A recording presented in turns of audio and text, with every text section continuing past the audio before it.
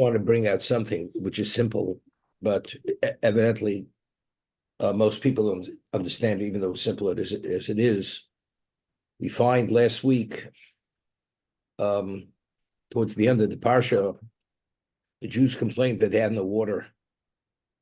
After they had received the man, because they claimed they're going to die of hunger, and they were at Morah, the bitter oasis. Moshe had taken a tree and thrown it into the water, and the water became sweetened. And after the man, the Jews said, again, we're going to die of thirst. We and our flocks. Is Hashem within us or not? Is he with us or not? What happens? Hashem says to Moshe Rabbeinu, take your staff and hit the rock, and water will come forth from the rock. This is when things started to happen.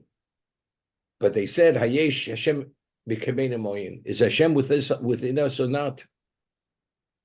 Vayava Amalek. Amalek comes. We're attacked. Because Moshe Rabbeinu says, you realize now you're testing Hashem. And because you said, is Hashem with us or not? Who did Hashem send to punish us? A nation who doesn't believe in God, which is Amalek. As it says, the end of Parshas Kiseitze in Dvorim, lo yore Elokim, a nation that doesn't fear God. That was the midah keneged midah, measure for measure. But originally, Moshe was told to strike the rock. In the 40th year, when Miriam passes away and the wellspring ceases to function, Hashem says to Moshe Rabbeinu, Daber ala sela, speak to the rock. Doesn't say hit the rock. And because the Jews themselves spoke disrespectfully, he says, Shimonu Hamorim, listen, you rebellious people. And he takes the staff, his mate, and he hits the rock. And Hashem says to Moshe, I told you to speak to the rock, not to strike the rock. Therefore, you will not go into the land. You and Aaron will not go into the land. So the question is, initially, how was the water extracted from the rock? He split the rock. He hit the rock directly. In the 40th year, when we had no water, he said, speak to the rock. Why initially did he say strike the rock? And the 40th year did he say speak to the rock? And because he did not speak, he struck the rock, therefore he failed. That's the question, which is an obvious question. What is it analogous to? A father is going with his child, and his child is about to be attacked by bandits on the right side. The father fights off the bandits, takes the child, puts him on the left side, fights off the bandits. Left side fights off the whatever it is. Now the child is sitting on the shoulder of the father.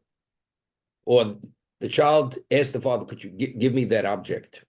On the right side, the left side, and then the father has the child on the shoulder, and somebody comes and says to the father, to the child who's sitting on the father's shoulder, where's your father? He says, I have no idea. The father says, what do you mean you have no idea? I just fought off the bandits on the right to the left, and now you say you don't know where your father is. So what does he do? He takes the child, throws him to the ground, and the child is bitten by a dog. I mean, here Hashem is fighting off the Egyptians. He's splitting the sea. He's doing everything for us. And now and he's giving us the man. And now you say, when you have no water, is God in our midst? You know something? I'll teach you a little bit of a lesson. I'll detach myself, then you'll understand what it's all about. That's why Amalek was sent, in terms of to attack us. But let's get back to the original question. So Rashi, it's an explicit Rashi.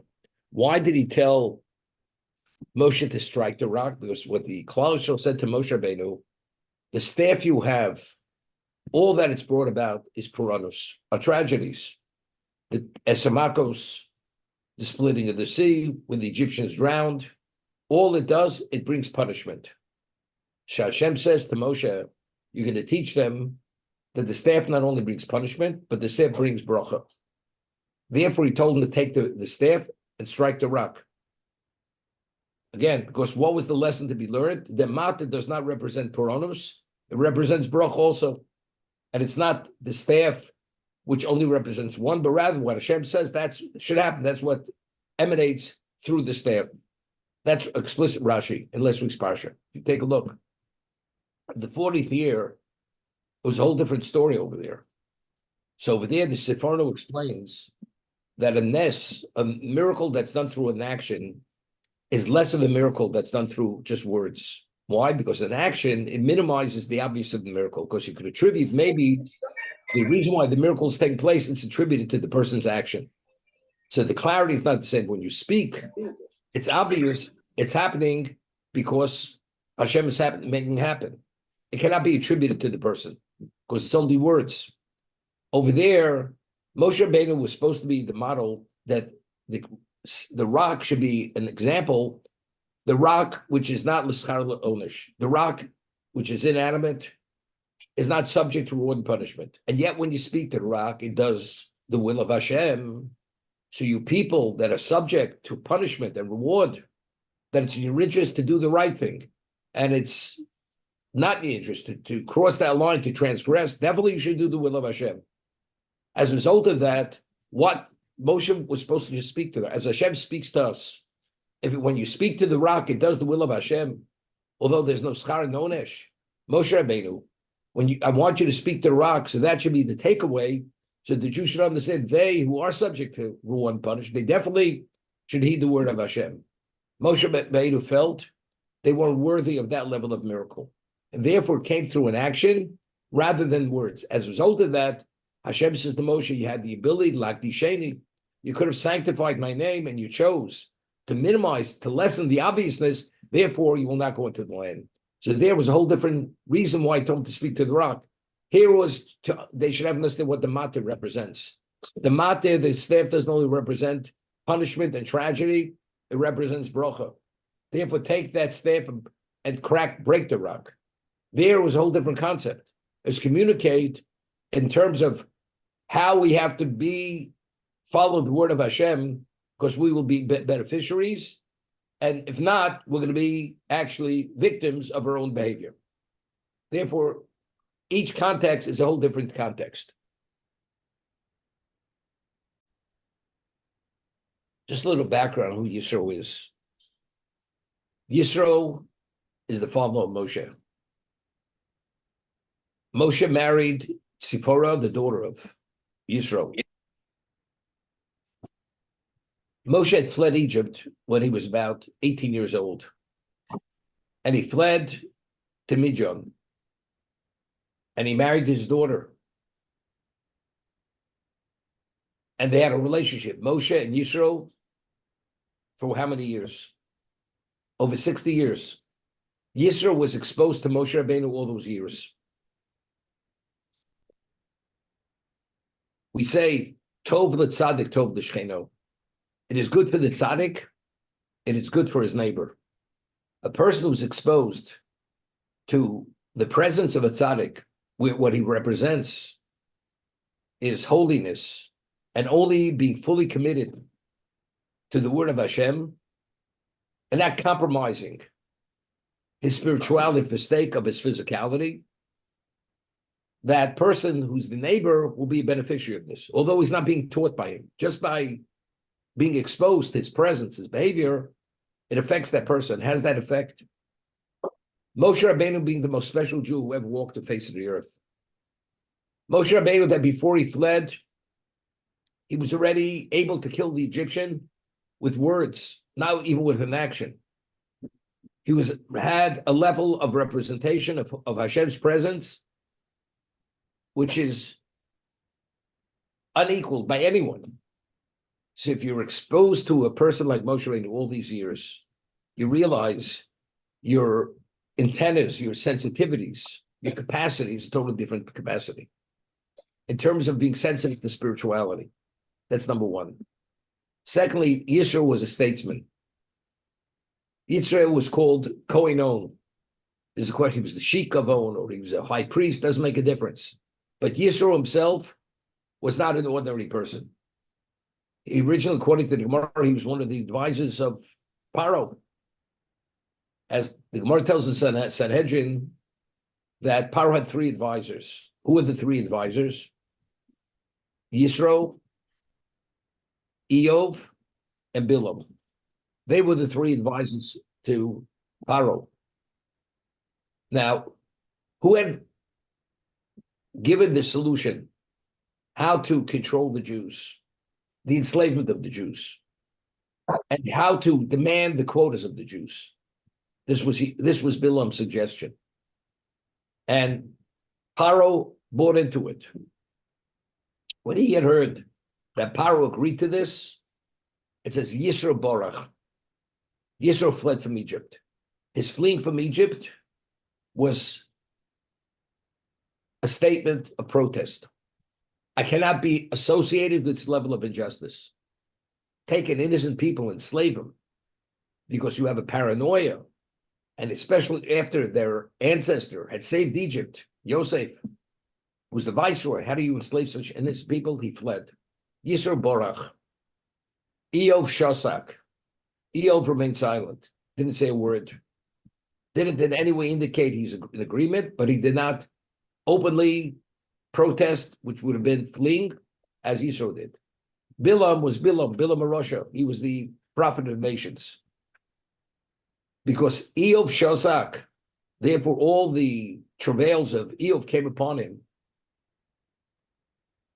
for remaining silent. There's a famous Brisker Rav. The Brisker Rav says Hashem comes to Eov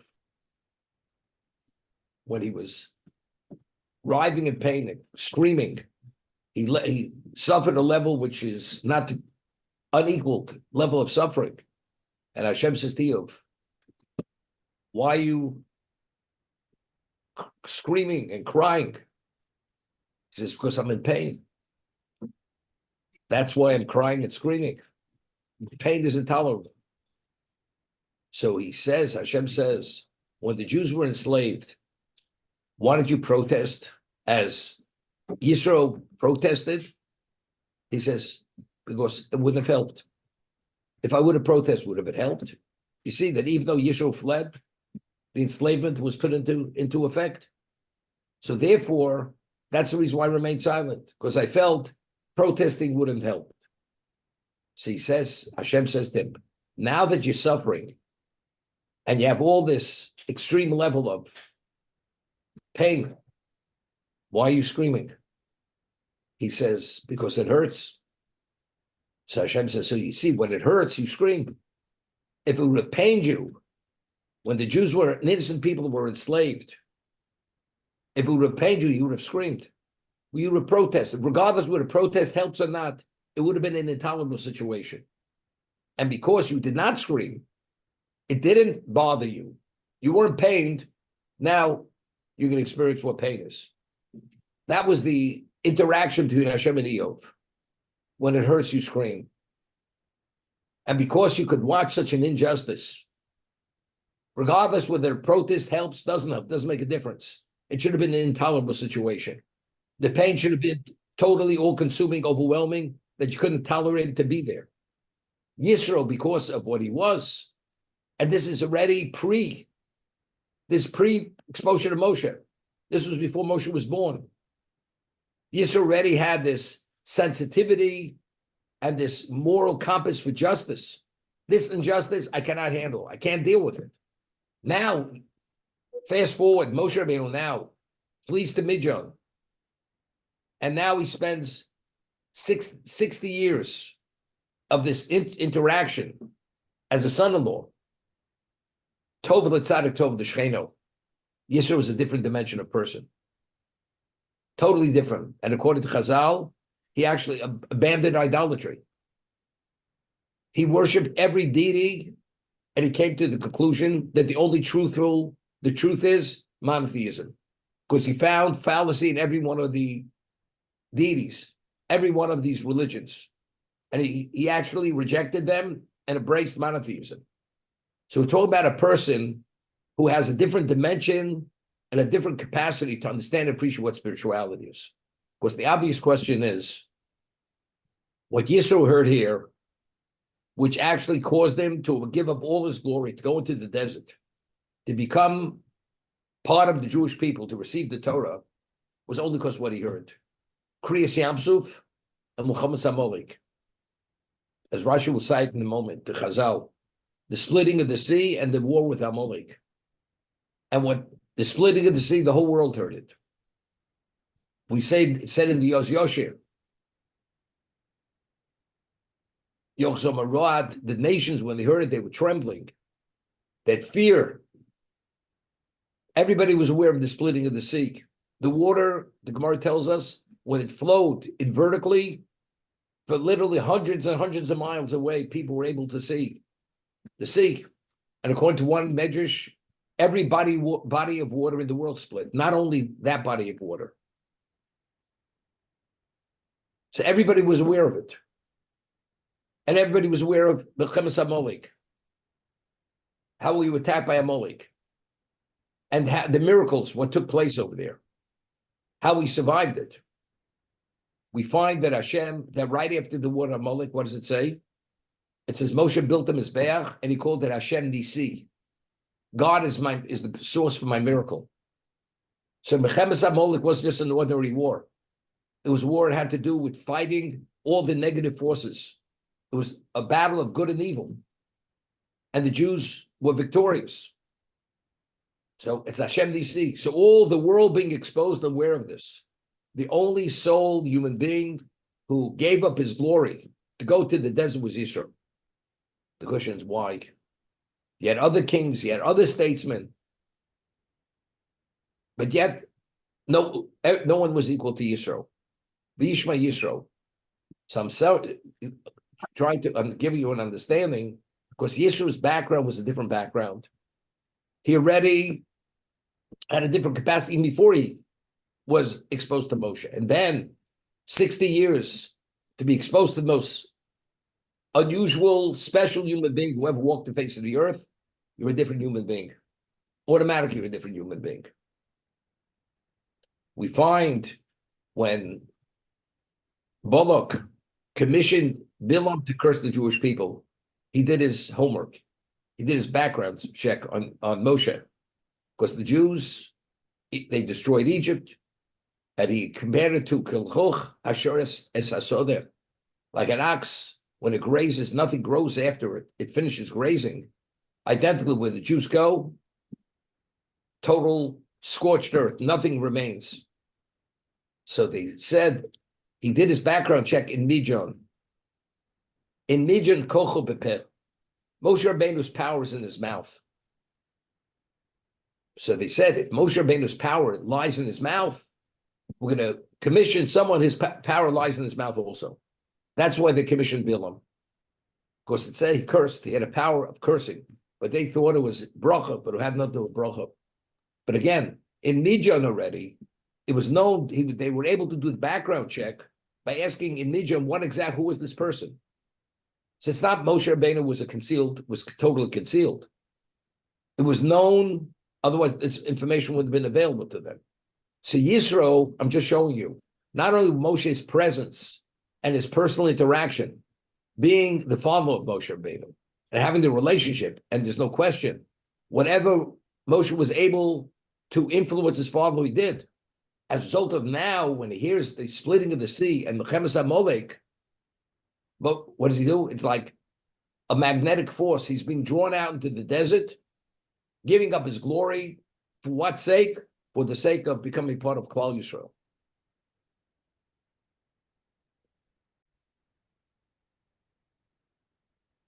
Just because people are aware of something and you have a certain clarity, everybody has his own way of seeing it. And because we have our conflicts of interest and we see it the way we because of who we are, every processes that information in his own context. At Kabbalah Torah, I mentioned the Gemara in Zvochim, when Hashem gave the Torah to Klal Yisrael, it says Hashem brought heaven to earth. As the Torah will describe in this week's parsha, how the mountain was billowing fire and smoke, and the world was quaking, was literally quaking, and all the nations of the world run to Bilam and say, because Bilam was the prophet of the nations, says, God is destroying the world. So he says, why? So they said, because the world is quaking to such a point, we feel the world is going to be destroyed. He says, no, Hashem made a covenant with existence. He will not destroy the world at the time of the great flood. So they say to him, that was with water. Maybe he's destroying the world with fire. He says, no, don't you realize Hashem Oslamu Yitain? Don't you realize at this moment Hashem is giving his power to the Jewish people? That's why the world is quaking. It's not, the world's not going to be destroyed. So they said, Hashem Yivorach Samo V'Shalom. Let Hashem bless his people with peace. And what happened? They said, we're out of here. So where did all the nations of the world go? They went back to their idolatrous ways. If you have such a level of understanding, what it means, when God has any relevance to physical existence, it doesn't have the capacity. And the Jewish people are now being taken as his people. How do you have no interest? Don't you want to be with the winner? Don't you want to be part of that? They said, as long as we're safe, we're out of here. We're back to our own ways. Adultery, incense, murder, hedonism, every perversion under the sun, they're back there. But if you hear unquestionably what's going on, how do you behave this way? All the nations of the world, including the leaders. This is like Vayishma Yisro. This is even more than Vayishma Yisro. It was more than the Kriyas Yamsuf, more than the split, more than Amechemes Amolik. But everybody says, as long as we're safe, we're out of here. The answer is because in terms of where their interests lied and all the blockages they had, and where they were at, their lens was a different lens. As long as it has no relevance to us, we're going to live the lives as we prefer to live our lives. Because Yisro was Yisro, therefore Mashmo Shomo Bo, Vayishma Yisro. What did he hear? Here doesn't mean information-wise. It means he had a capacity to what? To absorb it and internalize it at a different level. This is the background of Yisro. Vayishma Yisro Kohen Mijon, Chosi Moshe. Yisro the Kohen Mijon, he was the father of Moshe.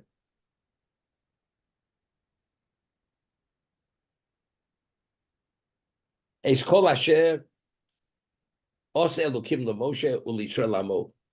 All that Hashem had done to Moshe and Yisroel his people.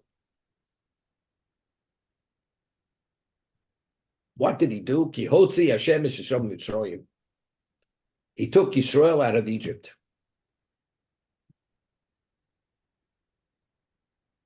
The Midrash tells us, not here back in, when the Makos began,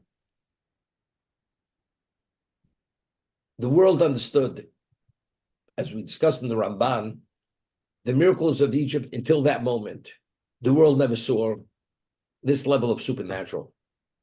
Even though there were miracles, it was cloaked within nature. Or there were isolated incidences. But for God to overturn the world with the Esamakos, with the 10 plagues, this is the first time. Why? Because Hashem wanted to take, one of the takeaways should be not only that he is the omnipotent one, and nothing exists outside of himself, that what he does for the Jewish people, he does for no one else. As he said, when he said Moshe, B'ni B'chori Yisroel, the Jewish people are equivalent to my firstborn. What he does for us, he does for nobody else. It's unheard of. First of all, the way he reveals himself, and what he did to Egypt, because they victimized the Jews, he basically destroyed them. And ultimately, with the Kriyas Yamsuf, that was the final nail in the coffin of the Egyptians. What he did for them, he does for no one. So we heard, Asher Osa Elokim leMoshe u'Yisroel amo. Now, when Moshe fled to Midian, when he was at the burning bush, he says, but you realize I have a speech impediment. What Hashem said, B'som pen la'odam. Who gives anyone the power of speech? So Rashi over there cites the Midrash that after he killed the Egyptian, Moshe Rabbeinu was arrested. And he was caught and he was condemned to be executed. And the judge, when he issued the order, according to one measure, the executioner didn't hear the order. He couldn't speak.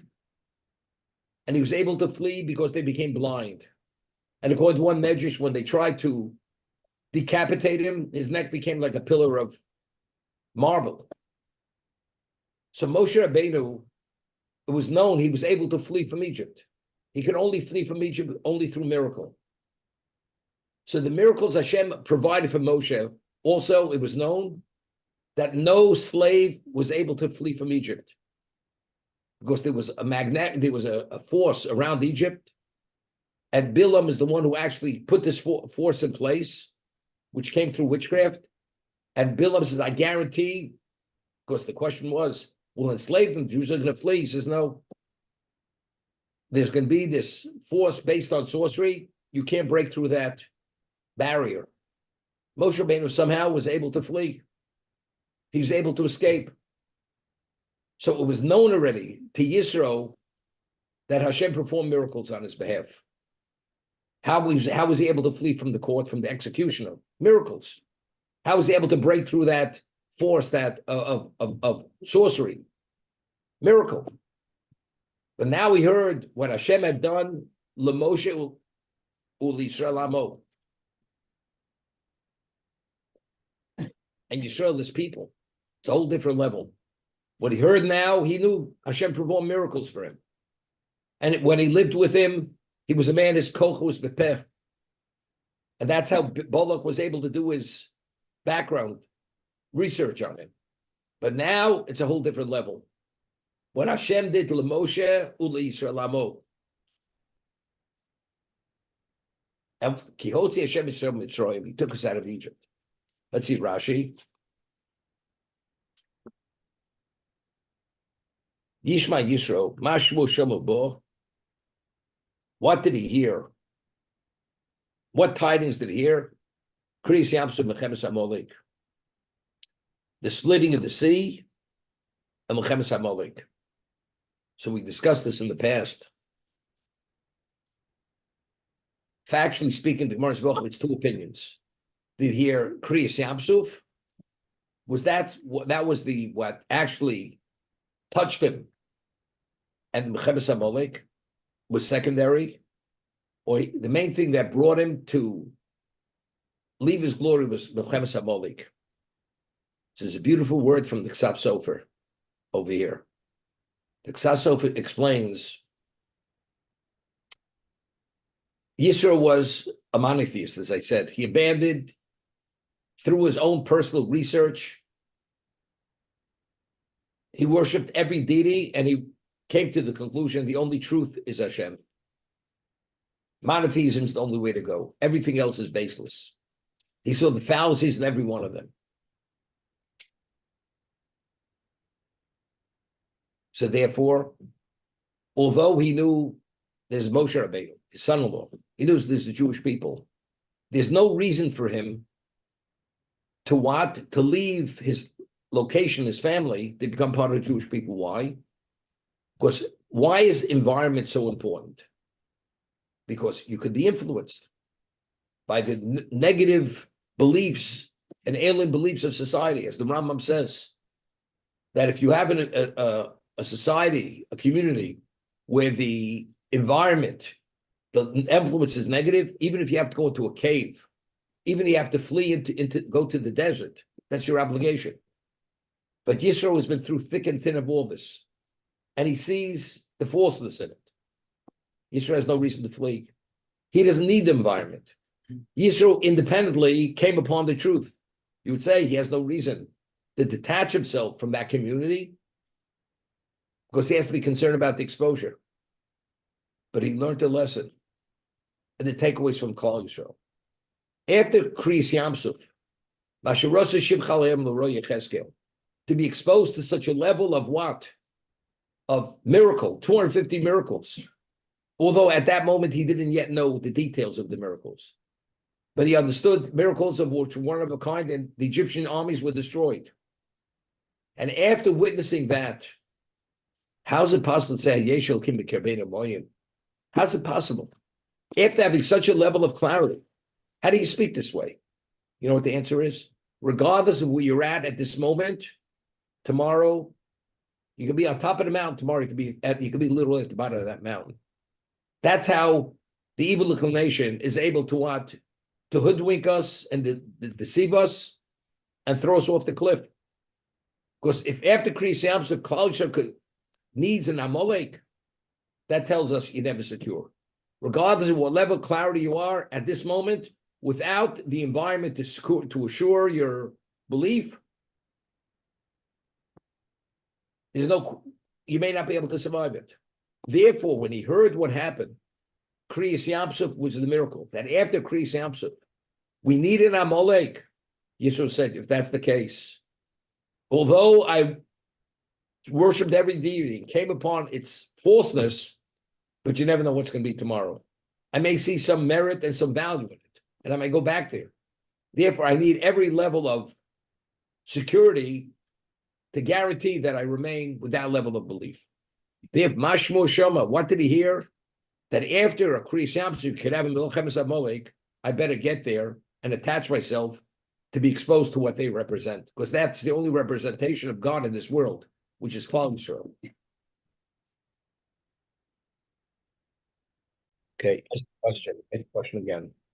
Why was Yisro considered such a tzaddik when everything that he saw was just naturally you'd think to follow the miracles that this God provided, and not only that, his son-in-law was Moshe Rabbeinu. Even though it's before Moshe Rabbeinu, before he became Moshe Rabbeinu, but he still was one of a kind of a human being, right?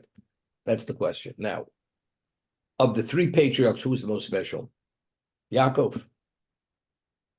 And he had special wives who were the matriarchs, Rachel and Leah. And he had a father-in-law. His name was Lavan. He spent 20 years with this man.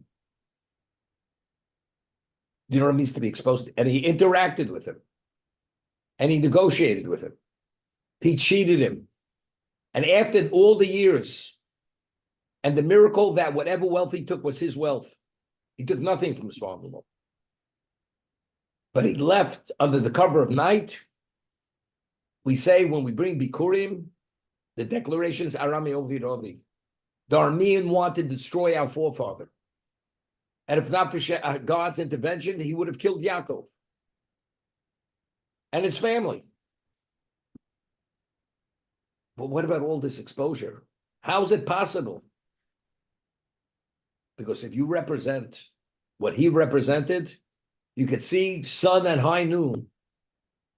And even a flashlight, you can't find the crumbs for chametz when you do the digas chametz. That's who Lavan was. Esav, Yitzchak is his father, is the patriarch. He has a brother, twin brother, Yaakov. Yaakov Ishtam Yoshev Olim. What was Esav? Esav was Esav.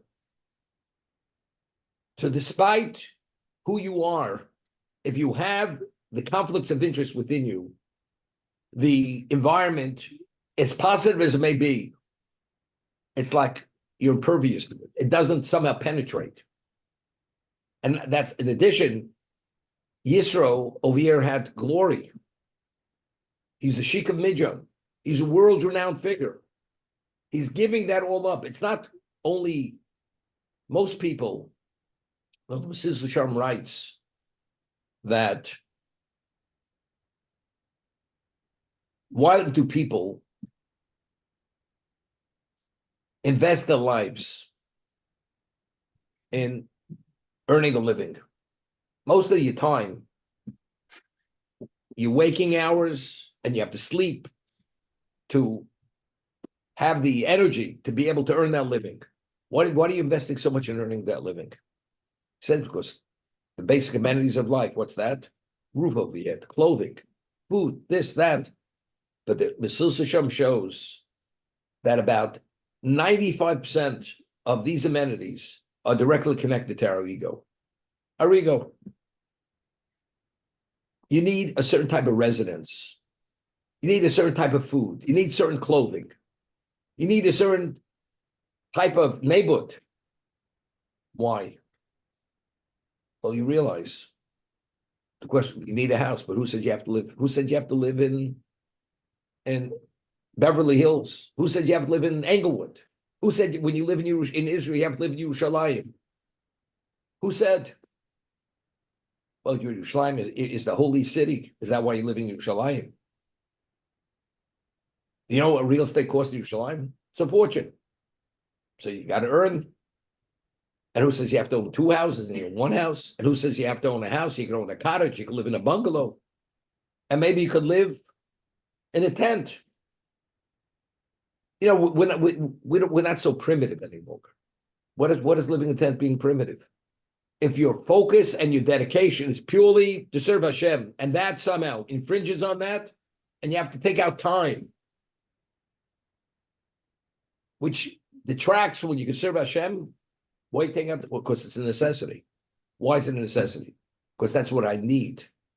But why do you need it? Because that's where you're at. Because you have to accommodate who you are, which has to do with ego. See, it shows that the majority of our investment of time is due to our egos. Because a person will be truly humble, not humble the way we talk about humble is. Humble means we talk truly an on of. We're not speaking on the bell curve, you're an on of. But in your essence, person would understand it's not the bread, it's not this, it's the word of Hashem. If that's the case, you wouldn't take out a moment to invest in anything but Reb Shimon Choy says, Torah Mate'el, the Agre, Reb Shmuel and Reb Shimon Choy. If you plow during the plowing season, so on and so forth, when is it going to be time to learn Torah? So Rabbi Shmuel says, what about the second parsha in the Krishma? Voyim Shemot Tishmuel, Nasati, Basavti de Gonecho. So you see, you reap your own harvest. Rabbi Shimon Choy says that's lo osa resono shel mokum. That's where you're not towing the line properly. And the Medrash says, because it doesn't say b'chol ma'otchem. The first parsha says b'chol ma'odecha. You're willing to give away everything to demonstrate your love for Hashem. The second parsha says b'chol levav b'chol nafshem. It does not say b'chol ma'otchem. All your material. Majority of people not willing. You find a few people, which you count on one hand, do that. What I'm calling, that's a medrash explicitly. So it's the same idea. To give up glory, it's not easy. As much as we understand and believe in this and that. Yisro over here, even though he was supposed to Moshe Rabbeinu, as we just explained, but he has a conflict of interest here. I worshipped every deity, I can see its falseness. What do I feel I need the exposure, the environment? Because the takeaways, because if you could have a Melchemes HaMolech after Kriyas Yamsuf, you're never guaranteed. If I'm never guaranteed, I'm willing to give it all up for the sake of Hashem. Therefore, this is a great thing. This conflict is he's giving up all his glory. You can over here, you can't have the cake and eat it. He has his belief and he has his glory. My takeaway is I can't take a chance. Because I can't take a chance, I'm willing to give up the glory to be secure in what and remaining that monotheist. And even to accept the Torah, which is usually accepted. I need to run in a second, but why didn't he join him when he first went back? Sheva Shemus Nikrulo. Moshe Yisro had 7 names. Reuel, Yeser, Yisro, Chovev, Chever, Keni, Potiel. Why was he called Yeser? Al Shem Sheyite Parsha Achas B'Torah, Vato Sefze. He added a parsha to the Torah, Vato Sefze. This is what he suggested to Moshe Rabbeinu, how to set up the judicial system. Yisro, Lichshin is Gayer, here, the Kiyim HaMitzvos, Osifu Os Achas Oshmo. When he converted and he fulfilled the mitzvahs, they add another letter, Yisro.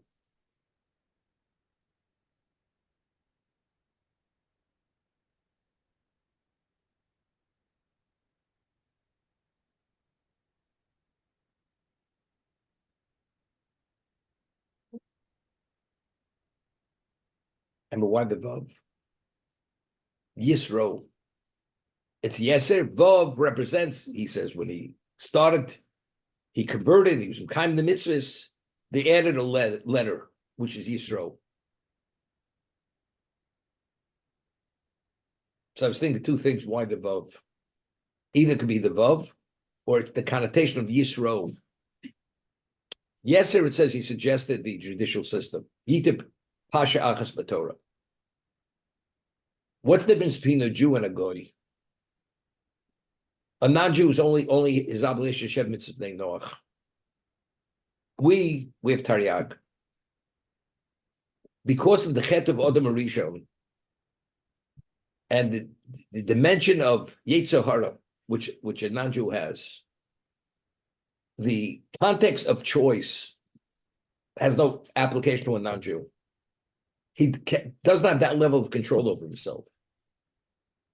It was what the zuama, the impurity of the nochash, everything that's subject to that. If that's the case, you have a limited capacity to take control of your life. A Jew has full capacity to take every aspect of his life. He can take control over it because of what happened at Sinai. We were given the Torah. We take to be the Am Hashem. He was Yeser. He advised them the judicial system. Lachshin is guy v'kiyama mitzvahs. After he converted and he fulfilled the mitzvahs, it's Yisro. Now that parsha is his, right? That's possessive. Yisro, it's his. Yeser Shalom. Because now, and this is the whole concept of what? Because when you study Torah, now the Torah is yours. Because now the Torah is integral to your being. Now you have Torah Tavlim. The Torah becomes integrated in you, that is who you are. So it's Yisro. That's one thing I was thinking. That's the Vav in terms of possession, possessive. The other thing I was thinking, Vav always represents Dal Druchos Lamal Lamato. Right? 4 directions, up and down. That's the totality. Yisro, now he has the totality. After he converted and he built the mitzvahs, now he's the total human being. That's Yisro. That's the Vav. That's why it's the Vav that's added. Those are the 2 things I was thinking.